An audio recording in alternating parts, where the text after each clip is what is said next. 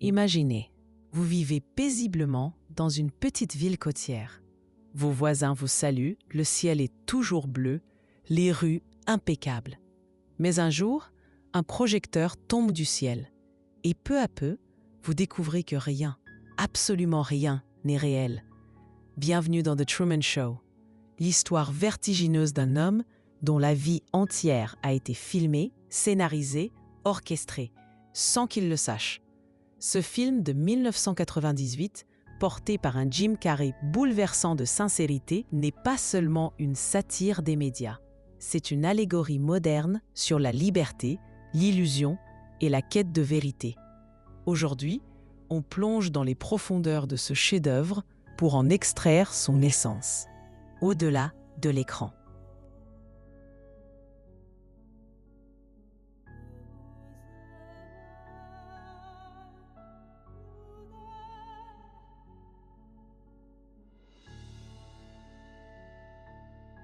Truman Burbank est, en apparence, un homme comblé.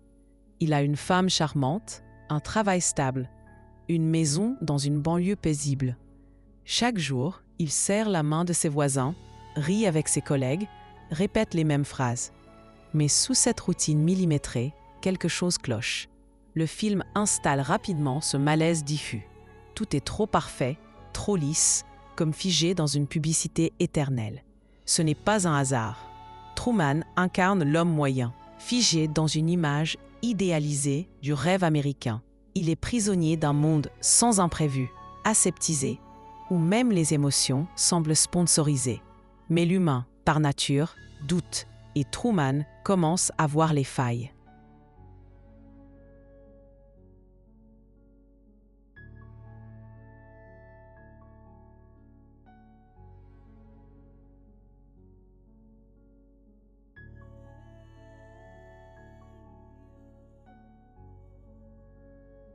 Tout commence par de petites fissures. Un projecteur tombe du ciel. Une émission radio intercepte les déplacements de Truman. Son père, qu'il croyait mort, réapparaît brièvement. Des détails troublants qui fissurent lentement la façade. C'est là que le génie du film se déploie.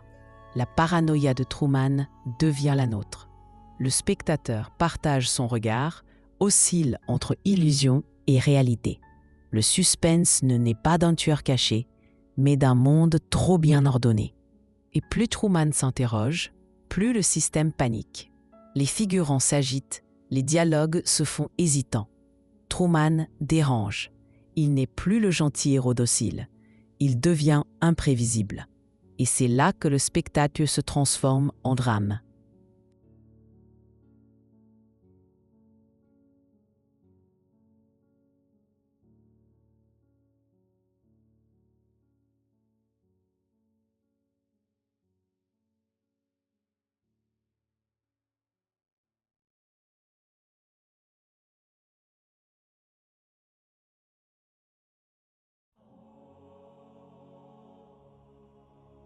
Derrière le rideau, il y a Christophe.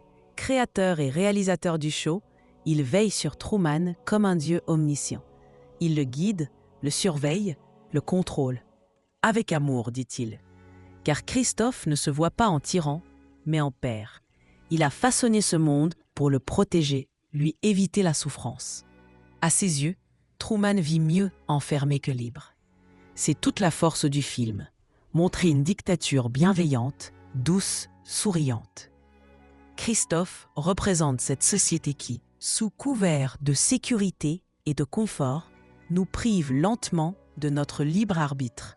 Il pose une question vertigineuse: préfère-t-on la liberté risquée ou le mensonge confortable ?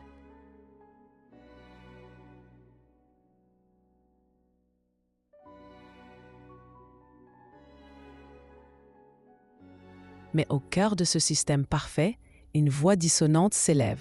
Sylvia. Jeune figurante tombée amoureuse de Truman, elle tente de lui révéler la vérité. Elle est rapidement expulsée du plateau, mais son souvenir hante Truman. Elle incarne l'imprévu, l'amour vrai, l'élément incontrôlable. Sylvia est la graine du doute. Sans elle, Truman n'aurait peut-être jamais cherché à s'échapper. Elle symbolise toutes ces personnes qui, dans nos vies, viennent briser la routine, nous confronter à nous-mêmes. Le film montre que la vérité, parfois, ne naît pas d'une révélation brutale, mais d'un regard, d'un battement de cœur hors script.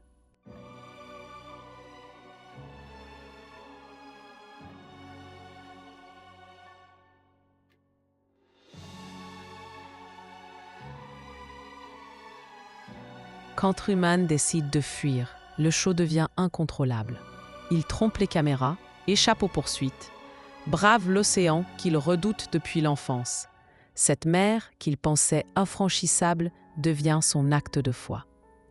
L'évasion est une scène grandiose, presque biblique.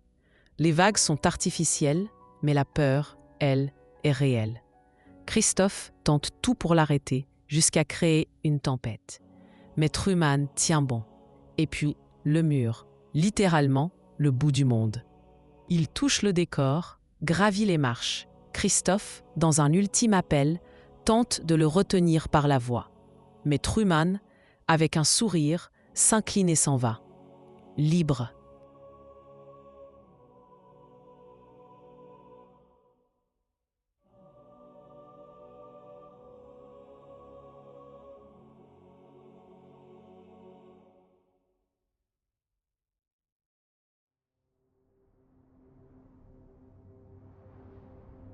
Truman Show dépasse la simple critique de la télé-réalité.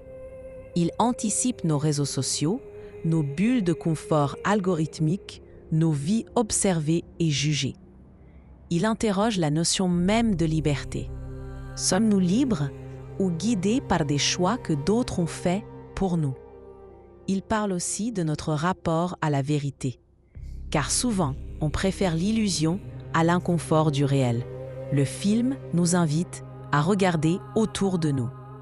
Combien de nos certitudes reposent sur des décors peints? Il ne nous donne pas de réponse, mais nous pousse à douter, à remettre en question, à chercher la porte de sortie.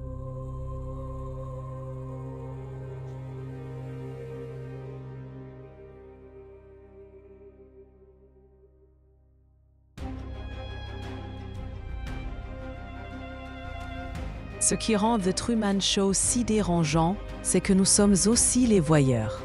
Pendant tout le film, nous regardons Truman comme les spectateurs fictifs du show.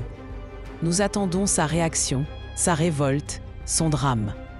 Et le film nous force à nous interroger.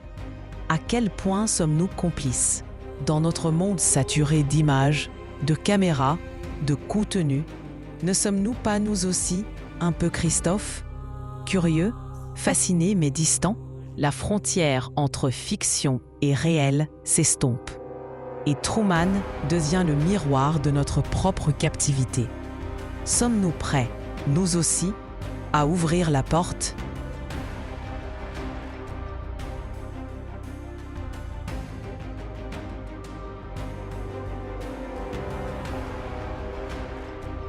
La dernière réplique de Truman. Et au cas où on ne se reverrait pas, bon après-midi, bonne soirée et bonne nuit résonne comme un adieu à l'illusion. Il quitte le confort, les projecteurs, le faux bonheur pour l'inconnu. The Truman Show est une fable moderne, un cri silencieux en faveur du libre arbitre, de la vérité, de l'humanité. 25 ans après sa sortie, il reste d'une actualité brûlante. Parce que chacun de nous, à un moment ou un autre, se retrouve face à un mur. Et ce qu'on choisit de faire alors nous définit. La liberté commence peut-être par un pas hors champ.